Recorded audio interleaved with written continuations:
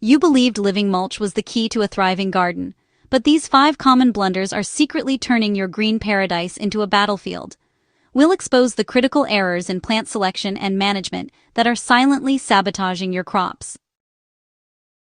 The first, and frankly, the most disastrous mistake, is choosing the wrong plant for the job. It's like hiring a fox to guard the henhouse. You wanted a helpful partner, but you accidentally introduced a garden variety bully that's now staging a hostile takeover. This happens when we pick living mulches without really understanding how they grow. We see a bag of pasture mix or a fast-spreading ground cover and think, perfect, it'll cover the ground in no time.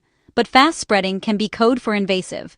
One of the worst offenders are plants that spread by aggressive underground runners called rhizomes. These roots shoot out horizontally, sending up new plants everywhere, and creating a dense, tangled mat your vegetable roots just can't break through. A perfect example is a gardener who used a dryland pasture mix, thinking it was a tough, resilient choice. It contained smooth brome, a non-native grass that spreads like crazy with rhizomes. A few years later, the garden wasn't a diverse paradise. It was a choked-out monoculture of this one grass. It smothered everything else and became a total nightmare to remove. Another trap is picking a living mulch that's just too tall or beefy for your crops. Some types of red clover, for example, are fantastic at adding nitrogen to the soil, but they can get so tall and bushy that they completely overshadow smaller vegetables, stealing their sunlight and sparking a major resource war. So, how do you dodge this bullet? It all comes down to smart selection. First, go for native or well-behaved, non-invasive species. Check with your local native plant society or a trusted local nursery. They know what plays well with others in your specific area. Second, look for plants with a clumping or bunching growth habit instead of aggressive runners. Bunch grasses get wider from their center, but do it slowly, making them way easier to manage. Finally, read seed mix labels like a detective. If you see words like fast-spreading, vigorous, or plant names you don't recognize, do a quick search before you buy. Your goal is a gentle, low-growing carpet, not a conquering army. Okay, so you picked a well-behaved plant. What could go wrong now? Well, that brings us to mistake number 2. Ignoring plant compatibility. It's not enough to choose a nice plant. You have to choose the right nice plant for the crops you're actually growing. It's all about matchmaking. You wouldn't pair a heavyweight boxer with a featherweight, so don't pair a water-guzzling mulch with thirsty vegetables. The biggest issue here is competition. Even a polite living mulch is still a living plant, and it needs water, nutrients, and light. If its needs are the same as your main crops, your veggies will probably lose. In the short term, most living mulches compete with crops for water, especially in spring and early summer when everything is growing like mad. If you plant a living mulch with a dense, shallow root system next to a veggie with shallow roots, they're in a direct fight for that top layer of moisture. Your vegetables will show their displeasure with stunted growth and fewer fruits. Some living mulches even engage in a little chemical warfare called allelopathy, releasing substances that stop other plants from growing. Plants in the mustard family can be great for suppressing weeds because of this, but if you plant tiny lettuce seeds right after turning in a mustard cover crop, you might find nothing comes up at all. So how do we get everyone to play nicely? The solution is to match the mulch to the crop. For most vegetable gardens, your best bets are low-growing, less competitive plants that have different needs than your main crops. Creeping thyme, white clover, or sweet alyssum are great options because they stay low and attract beneficial insects. And think about root depth. Pair a shallow-rooted living mulch with a deep-rooted vegetable, like a big tomato plant or a fruit tree. That way, they aren't fighting over the same territory. Timing is also everything.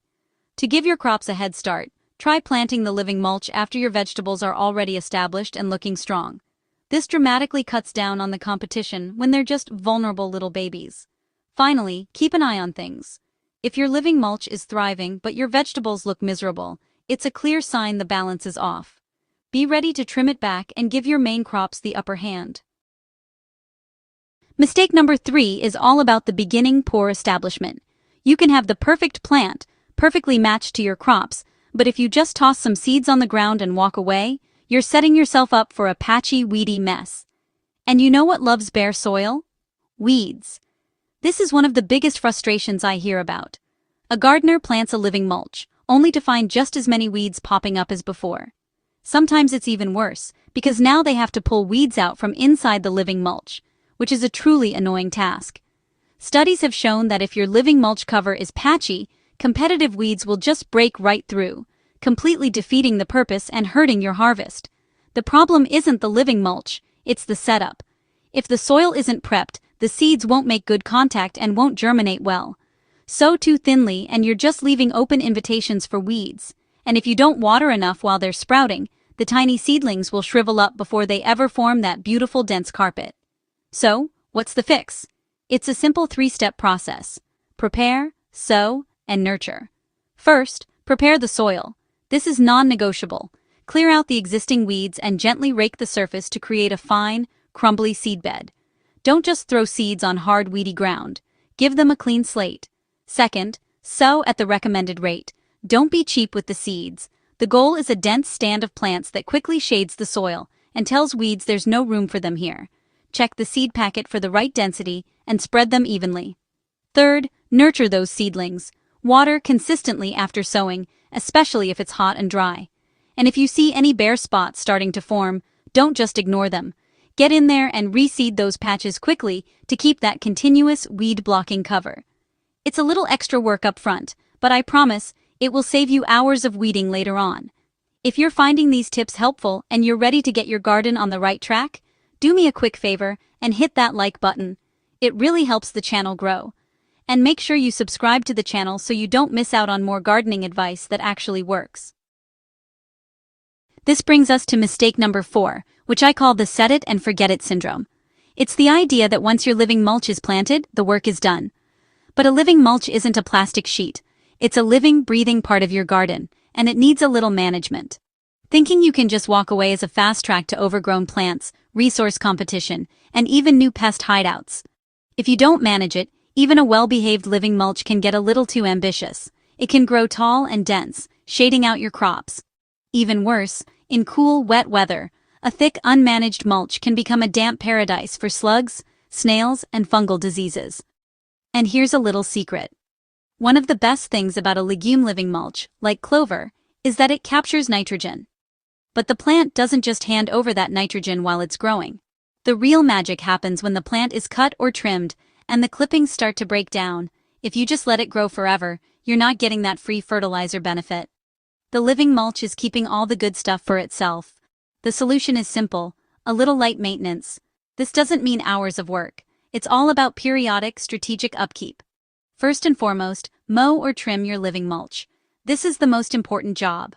Mowing keeps it low, stops it from going to seed, if you don't want it to spread, and it shocks the mulch just enough to reduce its competition with your main crops.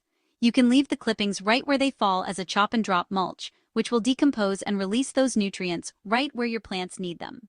Second, keep an eye out for pests. Trim the mulch extra short during wet, humid weather to improve air circulation and lower the risk of disease. If you start seeing more slugs, you might need to trim it back more aggressively to take away their favorite hiding spots. By just adding a quick trim to your garden routine, you stay in control. You keep the living mulch in its supporting role, making sure it serves your garden instead of trying to run the show. The final mistake is one of the most fundamental: ignoring your specific climate, your soil, and your own gardening goals. It's so easy to see a video about a miracle living mulch and assume it will work just as well for you. But what thrives in the cool, wet Pacific Northwest could be a complete flop in the hot, dry South. All gardening is local. A one-size-fits-all approach is a recipe for frustration. Remember the gardener who planted the dryland pasture mix? That mix might have been fine for a huge pasture somewhere else, but in a home garden with different soil and water conditions, it became an invasive mess. Your yard has its own microclimate, its own unique patterns of sun, shade, and moisture. A living mulch that needs full sun will fail in a shady corner, and one that loves water will die in a dry, sandy spot. You also need to be crystal clear about why you're planting it. Is your main goal weed suppression? Or are you trying to fix nitrogen for heavy-feeding crops? Or do you need to stop erosion on a slope? The best plant for each job might be different. A dense, mat-forming grass could be amazing for erosion control, but won't add any nitrogen. A nitrogen-fixing legume is great for fertility, but might be too competitive for delicate little vegetables. The solution is to think like a local and know your why. First, use your local resources. Your county extension service, local nurseries, and native plant groups are gold mines of information. They can give you a list of plants that are proven winners in your specific area and for your soil type. Second, observe your own garden. Before you buy anything, spend some time just watching your yard. Where does the sun hit? Where does water puddle? Where are the dry spots? Match the plant to the conditions you actually have, not the ones you wish you had.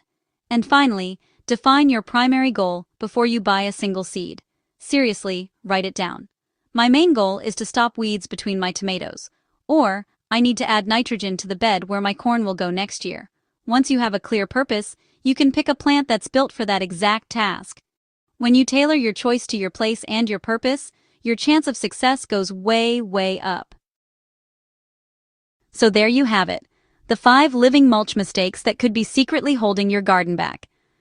We've talked about choosing the wrong plant, creating a compatibility clash, messing up the establishment, the set it and forget it trap, and ignoring your local reality.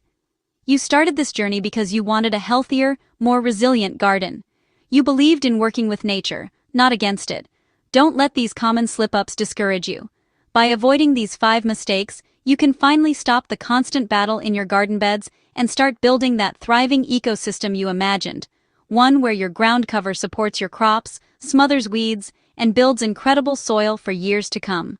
Now it's your turn. Have you made any of these mistakes, or have you found a living mulch combo that you absolutely love? Drop your questions, your successes, and even your learning experiences in the comments below. The more we all share, the more we all grow. And if you want more practical, no-fluff tips for building a truly productive garden, be sure to subscribe and hit that bell so you don't miss the next video. Thanks for watching, and happy gardening.